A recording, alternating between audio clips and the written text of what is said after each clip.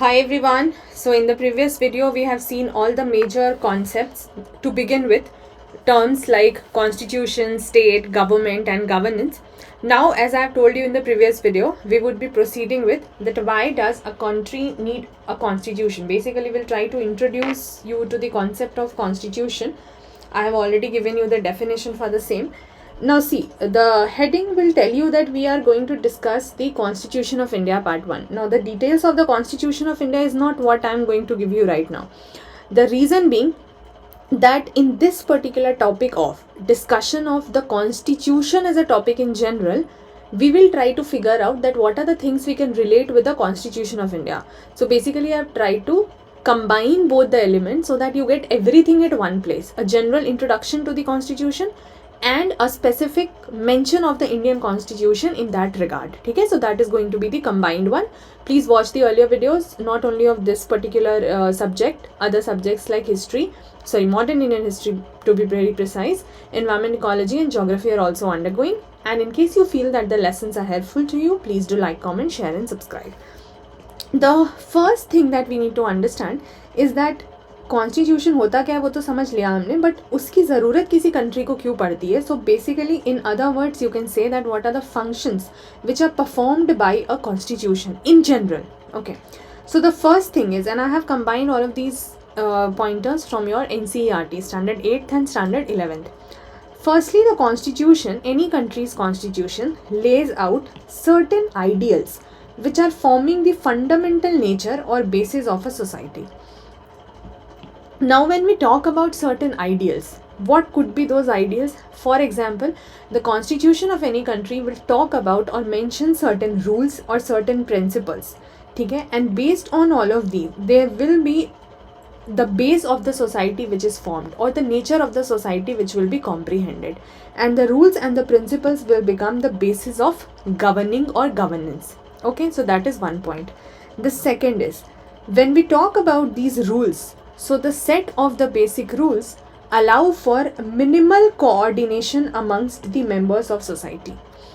So when we talk about these rules, we get on to the point that there are these rules given in the constitution जिसके वजह से लोगों में आपस में जो members हैं society के एक at least minimal level का coordination बनता है. Now you will say how the rules are related to coordination amongst the members. Now understand it like this. Now in a society, if everybody will start doing whatever they want to, will the society be able to sustain? Of course the answer will be a no. So when you have certain sets of rules or principles already described by the law book, which is the constitution, in that case what happens? It kind of gives assurance to everybody in the society. So everybody in the society gets that assurance that others will also have to follow these rules because it is going to be legally enforceable. And they also understand that if the people will not follow these rules, they will be punished because law के against तो वो नहीं जा सकते. So minimal coordination कैसे होता है? That you will also take care of the requirement of the other person, or let's say you will not demean the other person will not also try to break the law.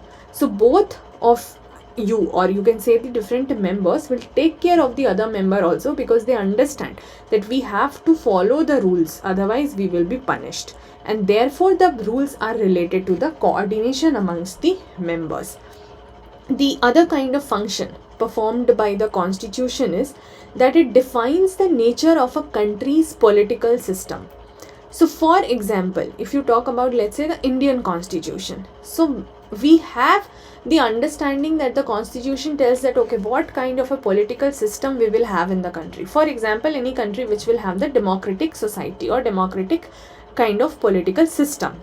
Now when the democratic system is clearly talked about in the constitution, or we have a clear cut understanding that okay, democracy is going to prevail, what does it results in? It helps that whatever rules are there in the constitution, it will guard against the misuse of authority by our political leaders. तो अगर democracy की भी बात होती है तो हमें पता है कि लोगों का रूल है, because democracy is all about people's rule, people's choices, they will choose their representatives, right? So in this case, the rules in the constitution will already help us understand that there will be protection or guarding from the misuse of authority of the political leaders, because whose role is prevailing? Democratic rule is prevailing. For example, if the country's political system is, let's say कोई monarchical ही सिर्फ system है, constitution है, लेकिन वो ये mention करता है कि यहाँ पे जो राजा है या रानी है, जो भी monarch है, मतलब जो king या queen है, जो क्राउन है, उनकी ही चलेगी, ठीक है. तो आपको पहले से समझ में आ जाएगा that their authority might be misused by them and they might take advantage of their position. So the kind of nature of the political system that the country will have is also given by the constitution. It is explained by it, and it helps you to understand that what kind of a society you are living in. Also, a constitution specifies who has the power to make decisions in a society. Now this is also important, क्योंकि आपके constitution को ये भी तो बताना होगा ना that what kind of a system you have, and then who is having that power that can make decisions or take decisions in the society. तो अब जैसे कि मान लीजिए कोई मोनार्क है, जैसे अभी मैंने बताया, कोई क्राउन, क्वीन और किंग, और there is one just single party that will take care of everything, और it is the people which is basically democracy. So who is going to have the power? एक राजा रानी के पास, या किसी एक party के पास, या लोगों के पास? किसके पास पावर होगा कि वो आप जिस भी समाज में रह रहे हो वहाँ के डिसीजंस को वो ले सकें? Which also in the other words mean that the constitution helps us to know, to understand that who has the power to decide that how the government will be constituted. Constitution से ही हमें ये पता चलता है, जिस तरह की हमारा पॉलिटिकल सिस्टम होगा, जिस तरह से हम फिगर आउट कर पाएंगे that who is having the power to make decisions in the society, this will only reflect in how the government will be constituted. तो कौन बनाएगा, कैसे बनाएगा, सब कुछ कॉन्स्टिट्यूशन से पता चलता है. Now let's see a very very important point, because based on this I'll show you one question also. It sets some limits. This is a key word here. Limits on what a government can impose on the citizen. Now be very particular about this word here. ठीक है, that the constitution is going to set limits on what a government can impose on the citizens. Government, which means, now you have understood the concept of government based on the previous video.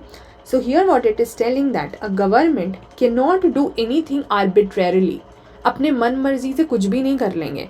They have to be in a limit, and whatever they are going to impose on the citizens, that has to be in the limit. They cannot cross a boundary. How can you tell that, okay, what kind of limits basically we talk about? For example, we have the concept of fundamental rights. अब ये fundamental rights क्या हैं? जब आप detail पढ़ोगे तो when we will do the characteristic features of fundamental rights, I will make you understand in this only that these are the ones which are the claims of the citizens, and the citizens understand that, okay, I have these rights and the government cannot take my rights, and if they do, I have a mechanism to reach to the court and ask for justice. So here it is putting certain limitations on the government that, okay, these are some basic things जो कि आपको citizens को देने ही है और आप उनसे ऐसे randomly ले नहीं सकते. So therefore these limits are going to be fundamental in nature. They are going to be so basic in nature that the government may never trespass them, कि government उसको overtake ना कर जाए. Government को वो चीज़ें माननी ही पड़ेगी. ठीक है. Next is, just remember this keyword. As I told, we will be seeing some questions of previous years based on which you will be you would get the answer from this only. So just remember this. Next is, what other function does the constitution perform? It helps us to know about the aspirations and goals of a society. What is meant by it? कि society क्या चाहती है, society के goals क्या होंगे, society बनेगी कैसे, कैसा सिस्टम होगा, वो तो हमने देख लिया, बट वो क्या चाहती है, उसके एस्पिरेशंस एंड गोल्स क्या हैं. Now why is this information needed? To enable that the government be able to fulfill the aspirations of a society and create conditions for a just society. एक ऐसा situation बनाने के लिए, ऐसी conditions बनाने के लिए कि government जो है वो society के aspirations को fulfill कर पाए, और government will be able to create certain conditions in the society so that we have a just society. हमारे पास एक जस्ट सोसाइटी हो जहाँ लोगों को जस्टिस मिलता हो और हम सबको बराबरी का अधिकार देते हों. एंड जब तक हमारे पास ये क्लैरिटी नहीं होगी, how will the government able to fulfil their aspirations?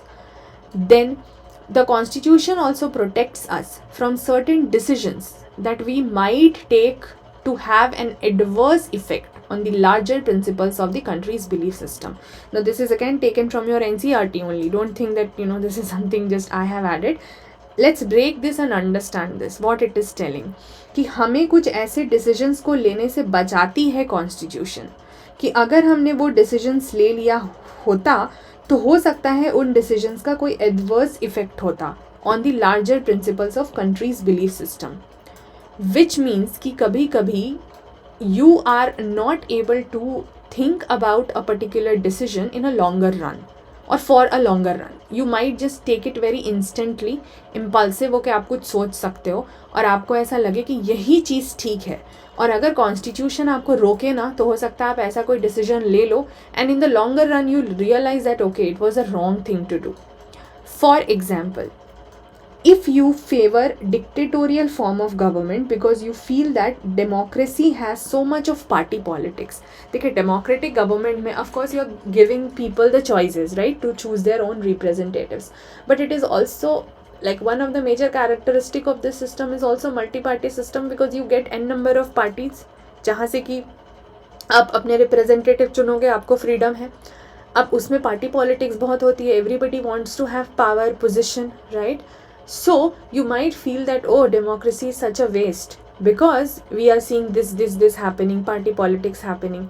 See, I will have a session on democratic government also. In that I will discuss the whole concept of democracy. We will see the positives and the negatives of democracy. So your NCERT books only gives you these pointers that you might feel at times कि democracy is a waste, उसका कोई मतलब नहीं है, logic नहीं है. अगर आपके मन में ऐसी चीज़ें आने लग जाएं then you might feel that okay we should favor dictatorial government. At least वहाँ पे एक डिक्टेटर होगा, वो अपने हिसाब से काम करेगा and there will be no party politics, right? But that though you might feel impulsively at times, if you feel that the politics is not going in a good direction, then you start criticizing the democracy. But when you compare democratic government with all the other kinds of government, then you will realize, oh no, democracy is not a waste, it is actually a good one, actually at least a better one as compared to the others. So even if you do not get the best, at least get the better, so that you are saved from the the negative impacts of the other forms of government. So even if impulsively you feel that you should favor dictatorial form of government, you will realize that in the longer run dictatorial rule goes against the interests of the people. So if we have a good constitution, it will not allow easy overthrow of the provisions, right? नहीं तो क्या होता, हम ऐसे decisions ले लेते, और if we would have taken certain decisions like having a dictatorial government, then it would have an adverse impact on the principles of the belief system of the country in the longer run. ठीक है? So it protects us. So any good constitution will not allow for easy overthrowing of the provisions which are guaranteeing rights of citizens and also protecting their freedom. वो इस चीज़ को बचा के ही रखेगी, लोगों के अधिकार, उनके जो भी rights हैं उनको बचा के ही रखेगी. Another feature, or you can say the function of the constitution, is to ensure that the minority is prevented by the tyranny or domination of majority. The constitution has to mandatorily ensure this if there is a good constitution, कि कोई भी किसी भी तरह की majority हो, linguistic हो, religious हो, whatsoever kind of majority does not dominate over the minority. So you have the provisions for the safeguards of the minority also in the constitution. And a constitution also expresses the fundamental identity of the people.